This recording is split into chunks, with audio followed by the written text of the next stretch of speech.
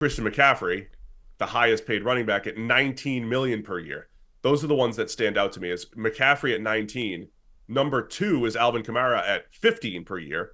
And then number 10, jump to number 10, Tony Pollard is just 7.3 million per year. So there's a big disparity between number 1 and number 10 at running back. But again, the 49ers sitting on this Mr. Irrelevant contract of Brock Purdy and, the value that Christian McCaffrey brings as a do-it-all running back, one of the better ones in probably in NFL history, they're able to maybe overpay for at least a couple of years here. Yeah, and you're seeing it with the Brandon Ayuk contract as well. Like the 49ers can make that happen, even with planning for a Brock Purdy contract coming down the pipeline. They have flexibility at the moment.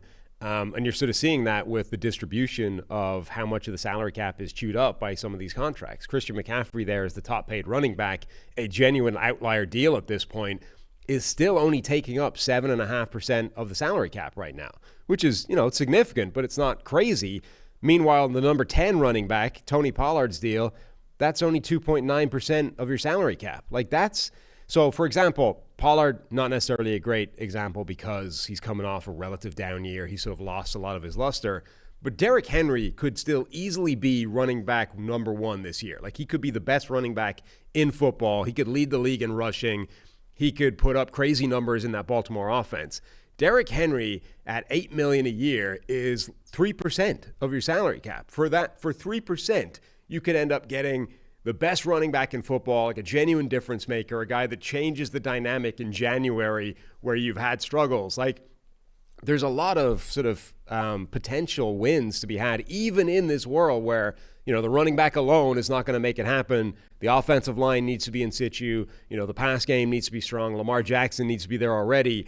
But adding Derrick Henry as a potential value add for, quote unquote, just 3% of your salary cap is the math that's being done here.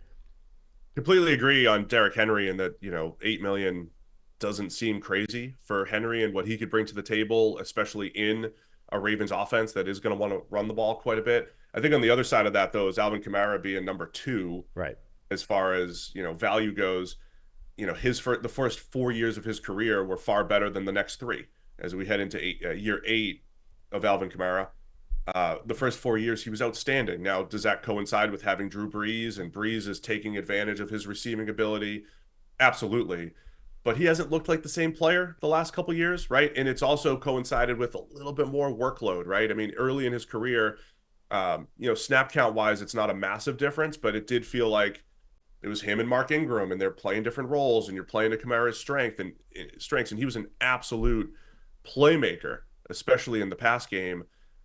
But he hasn't been the same player these last couple seasons. Yeah, I mean, I think numbers 2, 3, and 4, Alvin Kamara, Jonathan Taylor, Saquon Barkley, I think these are 3 running backs that we have seen the dependency of the running back position on the environment around them and how much that can make an impact. We saw it with Derrick Henry as well. In an extreme example where the Titans' offensive line became the worst in the league.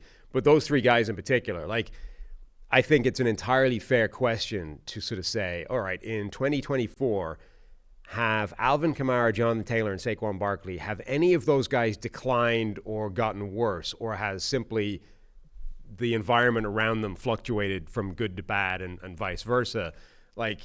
That's the thing with running backs. I think it becomes very difficult to actually identify when is the drop-off happening, because it does tend to happen. It does tend to happen earlier than other positions. But when is it real, and when is it simply like our offensive line is worse than it used to be, or we no longer have Drew Brees in the backfield, or, these things.